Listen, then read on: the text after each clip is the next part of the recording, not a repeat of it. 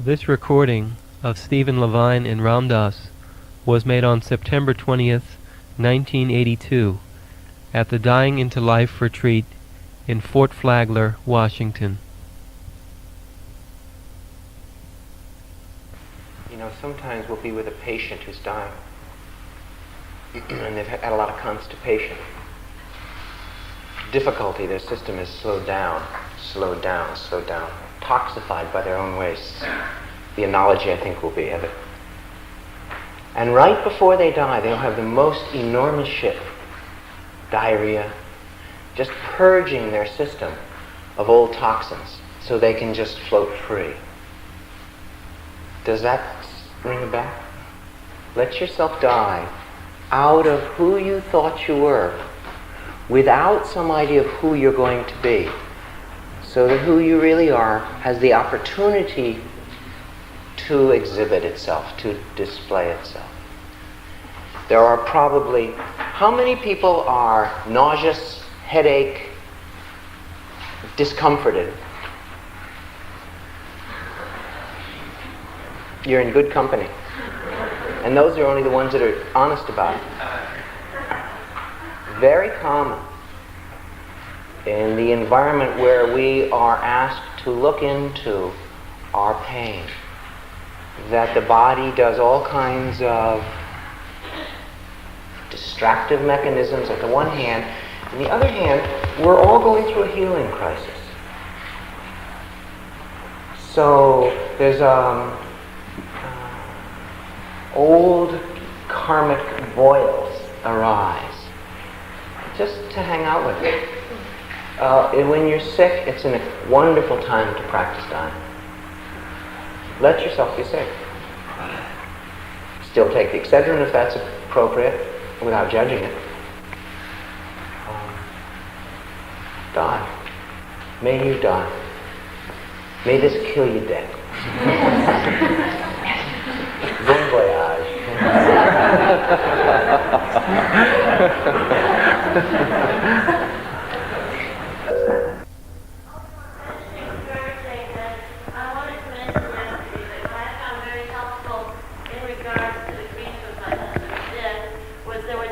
When crying didn't do it, and I found what did do it was screaming from here. And nice places you can scream are in the car, on the freeway.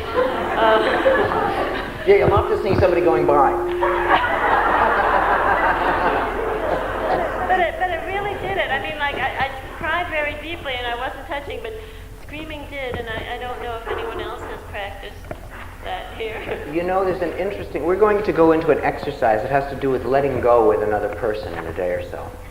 But we found that in a sense, you can't let the depth of your being arise any deeper than the place you're able to scream from.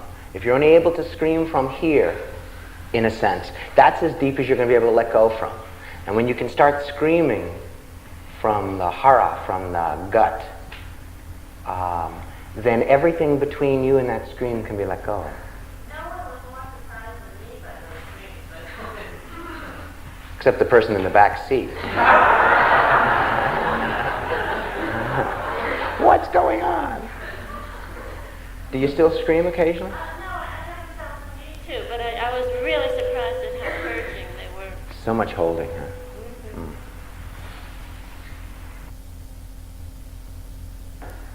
It's interesting that the heart work is very much like the physical heart. You know how the heart beats? Sometimes it has to contract to push things out when it's at its place of greatest contraction. The potential for expansion is the greatest.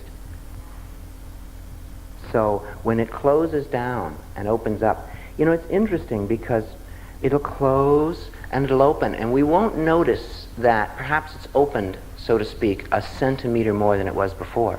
And it closes down, oh, it's so closed, and another centimeter. Oh, it's so closed, and another centimeter. Oh, it's so closed, and another centimeter. Oh, it's so... And every time it closes down, we forget, because we're so identified with those states. Instead of that settled back quality that Dale has been talking about, that openness, observation of a process that's going on. It's not us. If you want it to be you, it's called suffering. If you can see it as flow, it's grace. It's the line, my prayer is never more real than when my heart is turned to stone or something. Prayer are learned.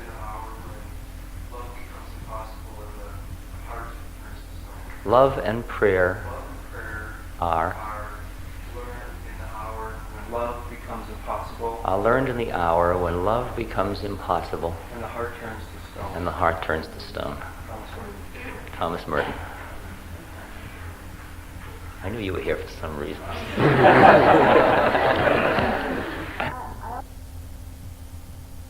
Are those?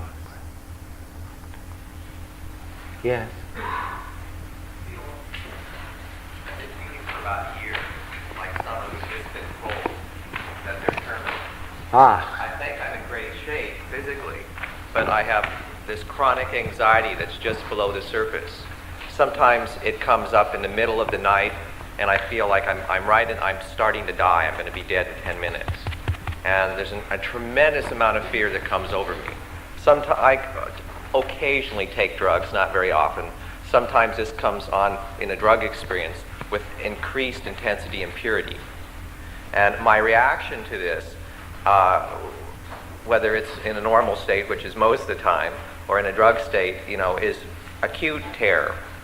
And although I try and work with just being there, when I feel in reality that I am dying, absolutely, that it's not just some kind of experience, but this is what's going on with me. It's not something that I can accept. It's something that I wish to evade in every way, shape, and form. And consequently, most of my fear, most of my reactions to this death state tend to be, the quality of it is like a black hell. And I've been feeling for a long time, maybe 10 years, that I can only live when I somehow can die. And yet, there's the total unacceptability of dying to me. How do you deal with this? How does one work with this? When in acute states of fear, there doesn't seem to be any place at all for even living with it, much less opening to it. what part of your body do you notice most when that fear is intense? In this area here, probably. What does in it your feel chest, like? in your heart, in your stomach. Not in mine, in yours. Sometimes in the back of the head or the neck as well. What do you feel? What is the sensations you feel there? Are they ripples? Do they spread out from a center?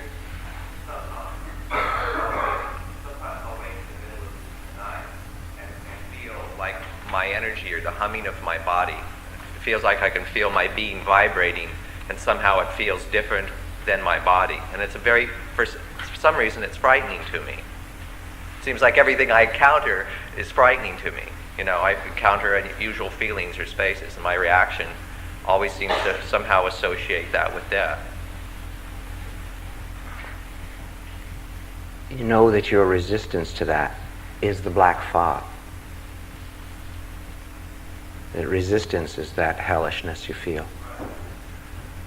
It is very difficult with fear in the beginning to sort of give it space, because it has its own momentum. It's like magnetic. It just draws in identification, because the essence of fear has a kind of doubting quality, that anything that meets it will work, and doubt debilitates any way of working with it. Start with the sensations.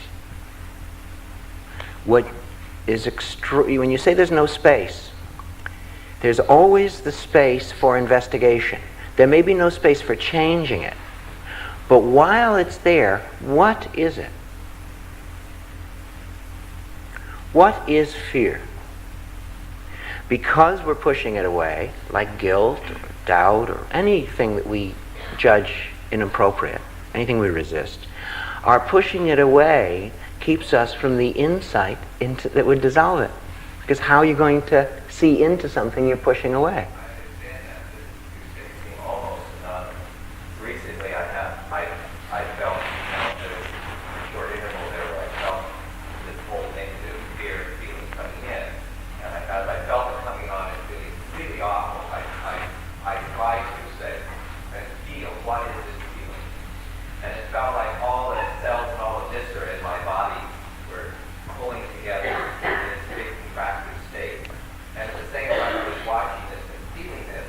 It felt so shitty that it felt like part of the whole negativity of it, the hellishness of it, was an innate feeling to get away from it. Exactly. That's, you're describing the conditioned resistance that meets the Right. conditioned And I know fear. that the resistance only Exactly. tightens it more, like Chinese handcuffs. Precisely. But yet, although I can see this intellectually, it seems like even now, in working with this for a very long period of time, there's only the very, very smallest space to just be with it. And yet, as I'm feeling my mortality and getting older, I know that, on my deathbed, because I visualize death so much, I'm going to have to confront this anyway. And I better do it now than do it then. And yet, I feel like I'm not getting anywhere with it. Where did you sleep last night? Did you sleep in a bed? How come that wasn't your deathbed? Why wasn't it my deathbed? Yeah. How come you're not sleeping in your deathbed? What are you waiting for? What you're asking. Let yourself die from that fear.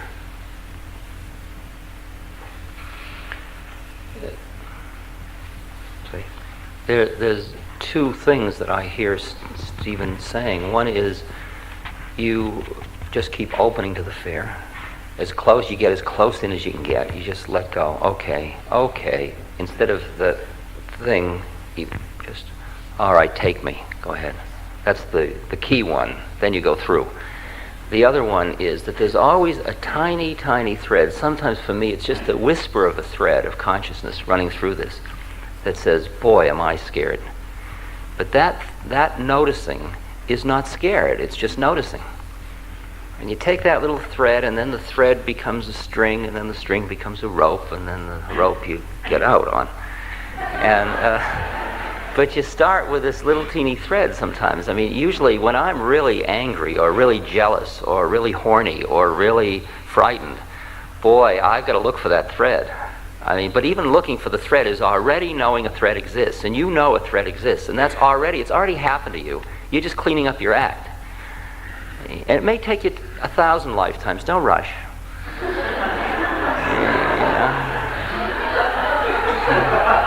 You take it all too seriously. It's okay to be frightened. It's okay. It's okay. You're hearing it all very clearly, it seems to me. I mean, you're busy saying, I can't get out of this, but that's just a stance. Actually, you're doing exactly what you got to do as far as I can hear it. Are you frightened now? A little. Right at the moment, I don't feel too frightened. Although, like I say, there are times when I feel like Petrified. Yeah, me too. Me too. I can't imagine us being in human separate bodies and not getting that now and then. Some of us get it with sweats and all, and some keep it cooler, but we all seem to have it. It's workable. It's workable. Even in the moment of investigation, what is it?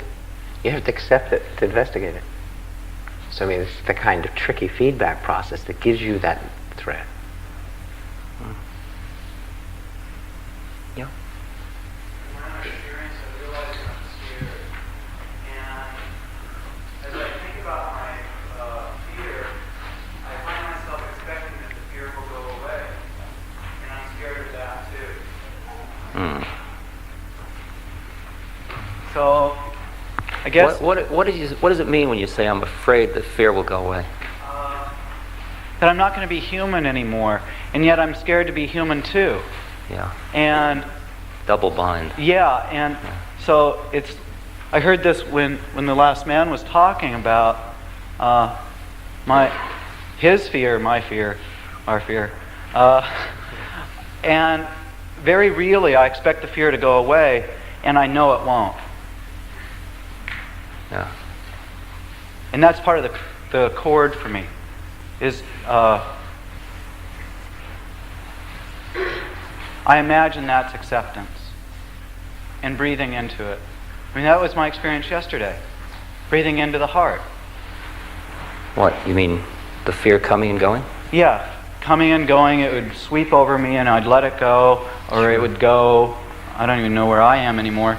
But that the fear is there, and it's part of the wave, it's part of the flow, and I have, part of who I think I am is that I won't have the human experience that is me, that is us. And I'm realizing here that it's You don't have not to so. be afraid. As long as you want it, you'll have it. Okay, one lifetime or another.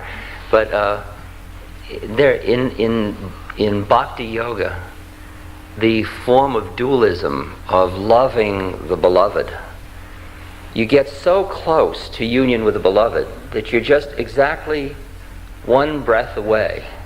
And with each breath, between the breath, the in-breath and the out-breath, you merge with the beloved, and then in the breath you come back into separateness, and then you come into the one and then back into separateness. And it gets so that every breath you're reliving that whole business of the incarnate and the unmanifest, and the incarnate and the unmanifest. It just gets very subtle, but it's all still here for all of us.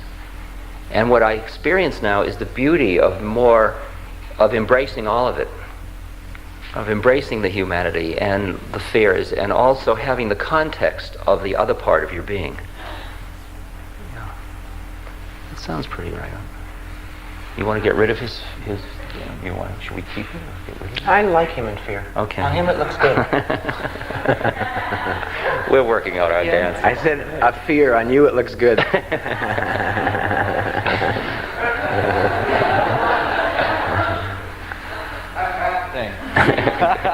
Just don't cultivate it.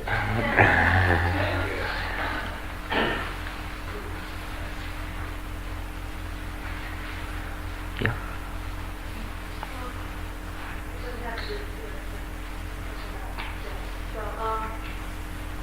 I've heard strong implications in this retreat so hard that somehow our soul or our consciousness or some part of us continues after death of the physical body. Now, I have no personal experience to verify that, and I don't personally believe it either, but I'm also beginning to be devoted to my spiritual practice, and I am wondering if somewhere along the line somehow that will become real for me, or I mean, I guess I've often felt that notion is a kind of crutch to feel better and not be so afraid of death, thinking, oh well, we'll go on, it's okay. And I don't feel right now that I will go on after I die. I think that's the end. But I'm wondering, I just don't know, I just want to know about that some more. Well, it's how you relate to that. If that's used as a way of bargaining with fear of death, which is often the case with people, the belief that they're going to live after, it's sort of like, I'll finish my business later. If that is used as a way of pushing away your fear, then you never get a chance to really know yourself fully in fear. If it comes from a direct experience of something way beyond personality and mind, then that'll be there. But even for the people that have had that, it doesn't mean that that fear of death is always absent. One of the things that's interesting in the Tibetan Book of the Dead, for instance, and in all the books of afterworlds, Christian, Coptic, you'll be walking down a glistening path strewn with rubies and crystalline emerald trees, and all of a sudden a tiger will jump out at you, and you'll duck back, which means that even dying doesn't cure the fear of death. Or else you wouldn't be frightened that something was going to hurt your body in the afterrealms. So there's levels and levels and levels of our understanding. And it doesn't matter. What matters is what qualities in the mind now are obstructing you from the full experience of your true nature, of your heart, in which all of this stuff will be answered. It seems to me, just let me add my 2 cents. It seems to me that you're having an opinion that I don't think there's anything after death, that opinion is just a state of your mind. And I think that Stephen talks about the don't know mind. I think that would be a more productive stance.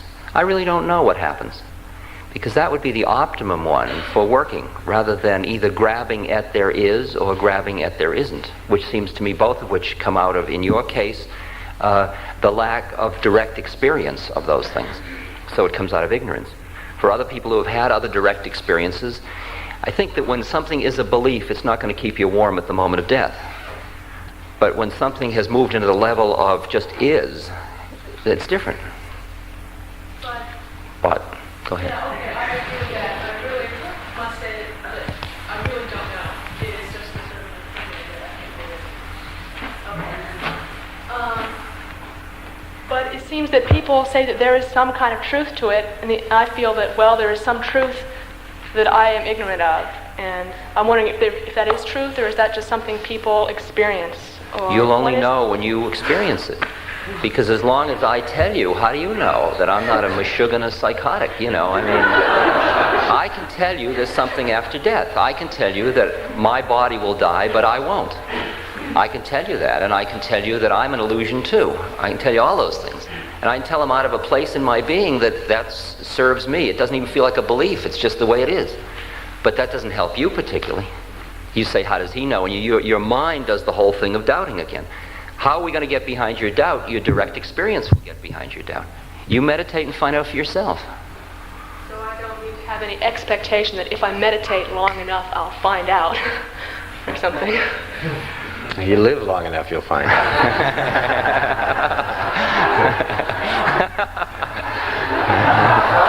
A moment after your death, you'll know. You'll say, oh, or you'll say, or you won't, as the case may be. One of us will be right. Who knows? You watch later, you'll say, he was right. I'll get you later.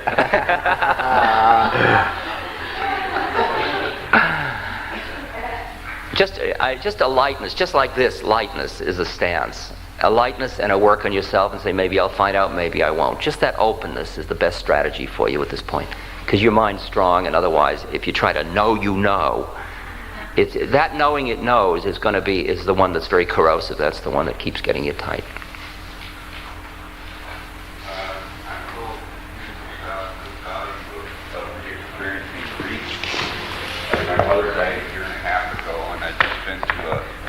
Touchy-feely weekend, and I felt like I did the grief thing real well. And it's like, oh boy, that was tough. I'm glad I don't have to do that again. And now you're saying that I have to, if any of those things come up, to go with it again. And I'm wondering, I'm sort of unclear on what the payoff is. You're really looking for it, aren't you?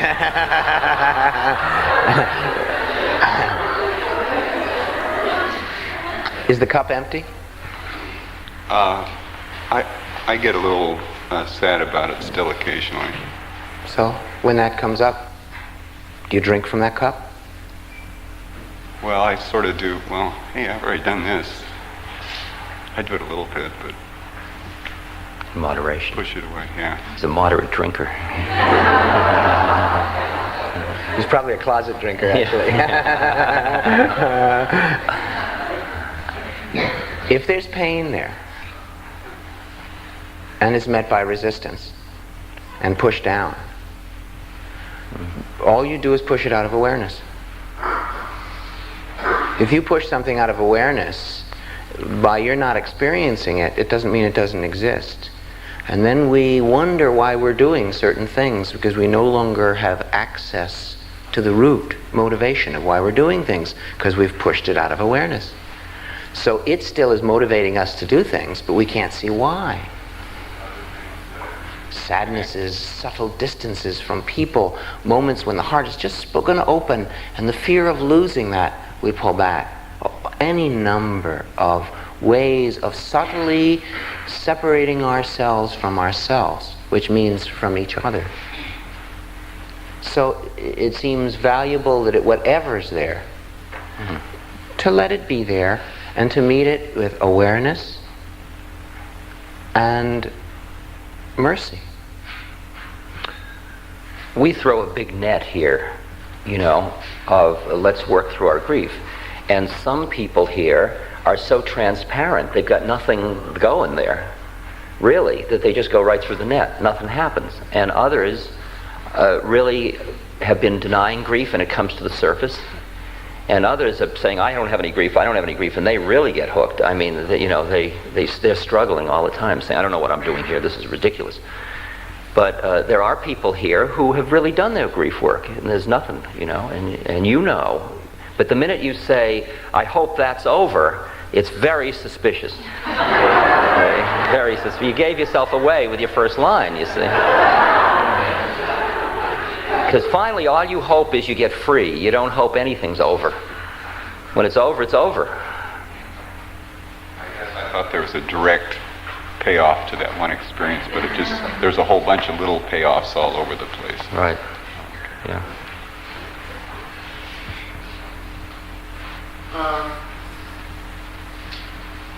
Can we for microphone or something?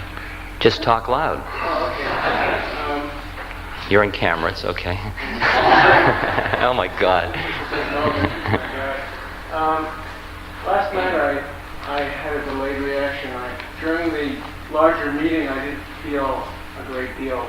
There was a lot when the film was on and when people were expressing their strong feelings. But then after the meeting I talked to several people and feelings started to well up in me, but I didn't quite understand what they were. And I came in here, everybody was going to bed and stuff, and there was nobody here, luckily. It was nice, this great big room in me. And I really allowed myself, which I really do, to tear open my heart. And I felt lonely and really deprived.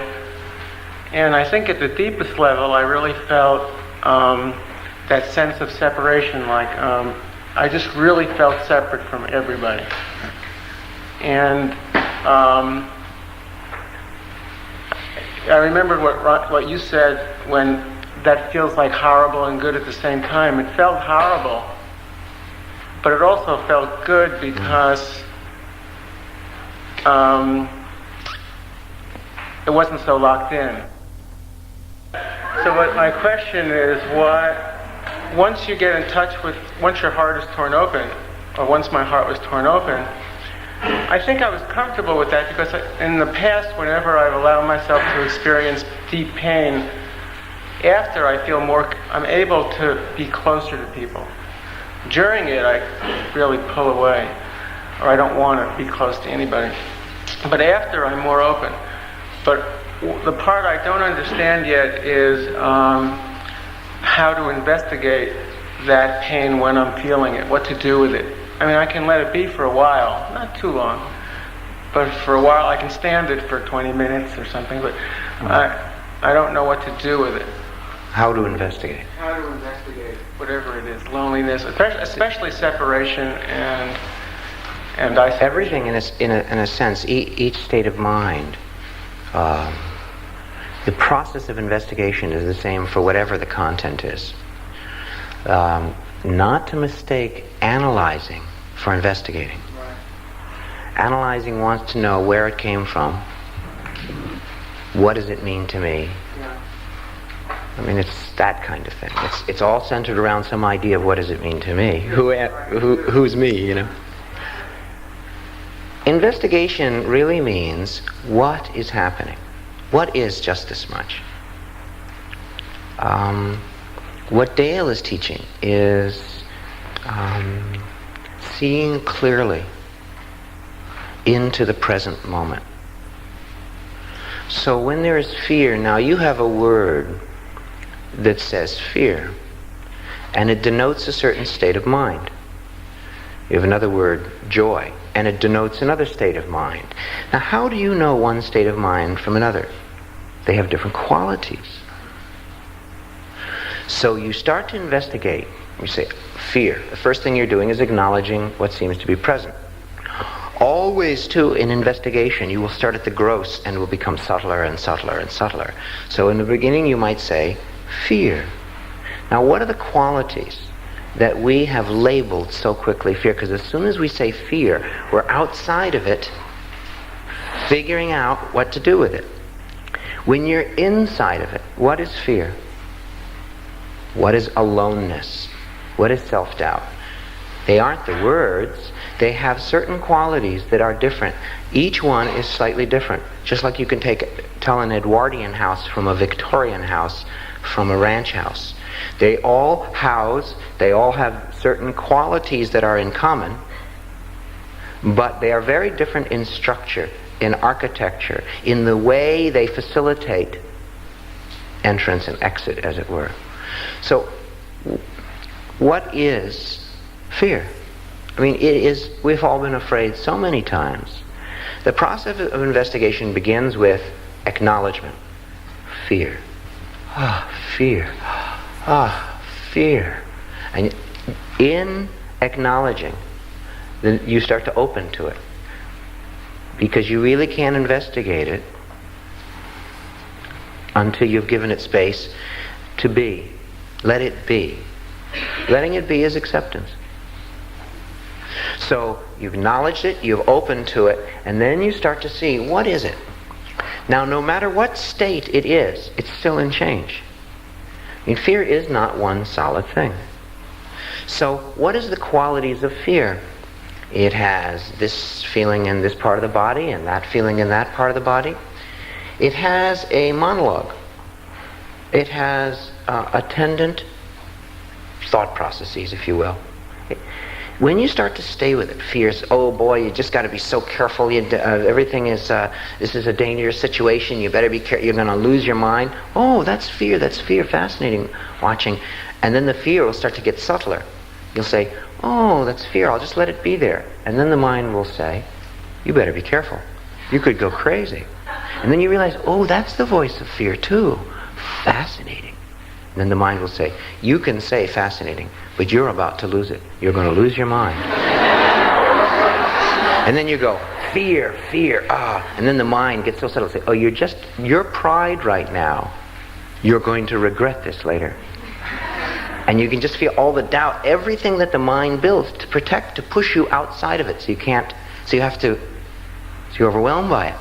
And you listen to the subtle voices. And what's fascinating is when you stay with it, all of a sudden it'll come back to, this is fear, this is a dangerous situation. And you'll watch it go through the same thing, and you'll start to see it's a tape loop. And you'll say, is this an impersonal process? Does the mind have a mind of its own? And you'll start to watch fear, and you'll start to become familiar with it. It has a certain tone of voice. It is so subtle. You know, it isn't the gross fears that are the problem. It's the subtle ones. It's that ever so subtle fear that someone won't take you into their heart, and therefore you are someone for them.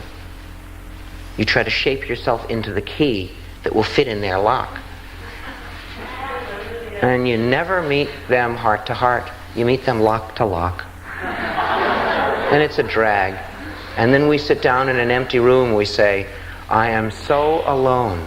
I am so frightened. I have hardly touched life. And it's terrifying. What the hell's going on? Is it all a pretense?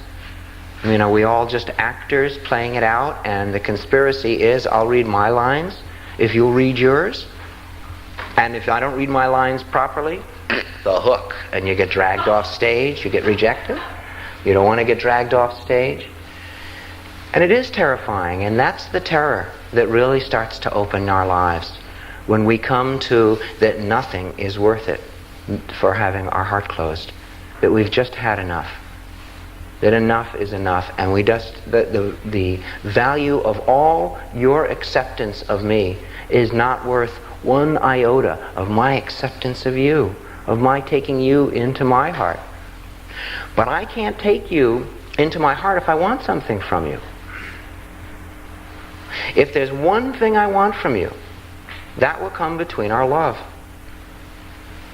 And it just gets to be too much. After a while, you notice just from watching and watching and watching, you just say, this is absurd. There's nothing that's worth it. No game, no reward is worth playing in my mind and limiting the extension of my heart. Just nothing's worth it. And then the real grief comes up of how little I have experienced life in my heart. And that's the great grief out of which real birth comes. I think that's wonderful, what you're experiencing.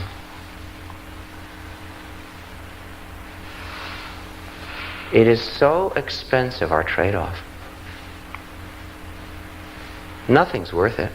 Compulsively we keep falling back into our self-protection and such. But the more you watch quality of self-protection, the more you see that it's just old script. It has nothing to do with the living truth. It has nothing to do with what we value on our deathbed. And after a while you say, enough is enough. And then we get on with the hardest work of all, of uncovering all those layers we have so willingly absorbed. And it's just incredibly difficult work, and sometimes it's way open and sometimes it's way closed. And the harder we work, the more we judge ourselves. I mean, it's such an ironic path. You really have to do it lightly. I mean, the effort it takes to become effortless. I mean, it doesn't make sense. It needn't make sense.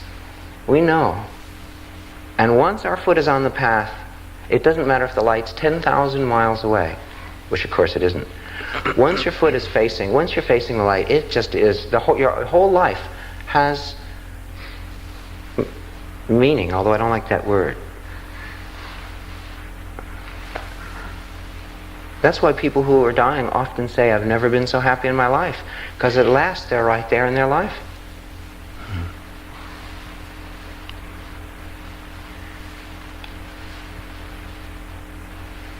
One moment of fully being in your life wipes away the whole sense of I've wasted my life.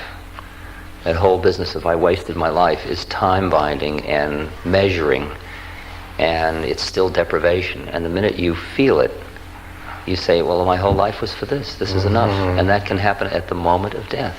And then the whole meaning of your life comes together, and it was all enough. I mean, how much is enough? And it turns out that one moment is enough. One full moment of isness is it. And it wipes away. It's the whole slate. It puts the whole thing into context. Oh, all of it was for this. Oh. Doesn't Allen Ginsberg have a poem about that? He's in Tokyo. Yeah, I think some years ago, and all of a sudden his life makes sense to him. Everything fit perfectly into everything to bring him to now. And all of the stuff that seemed like tragedy or mistake is seen perfectly as building the bridge that is taking him across that moment. There's not a flaw in the whole game. And then he loses it. We all lose it. And then you always know you're sort of one flicker away. A flicker away. How poignant. How bittersweet. Aren't we delicious, we humans?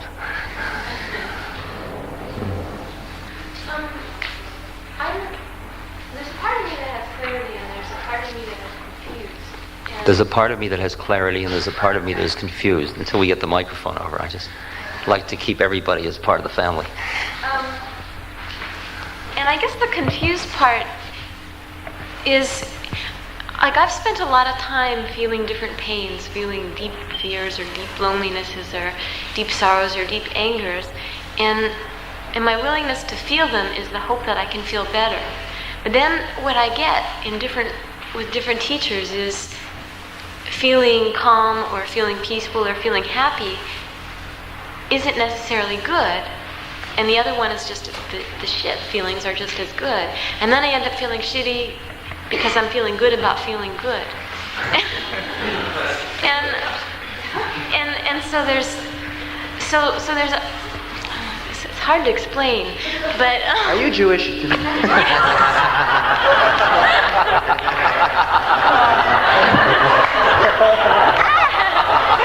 Next.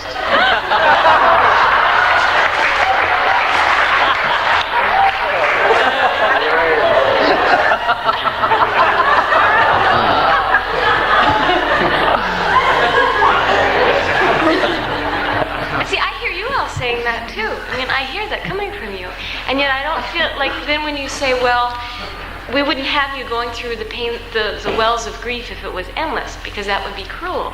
So it seems that you might as well enjoy when you get to the other side. That's confusion. You're welcome to clarify. I'm Jewish too. On my parents' side.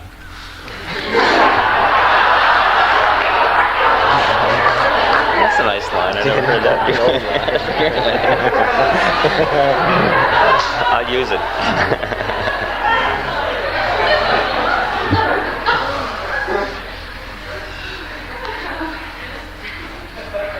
You say about getting to the other side. What's between you and who you are is you're holding to who you think you are. To your thinking your confusion, instead of just seeing, you're still relating to it as my mind instead of the mind. It's like the fellow back there, he said, my fear, your fear, and then he said, the fear. And that was right on. The fear. We share. The confusion. We share. The loneliness. We share. States of mind.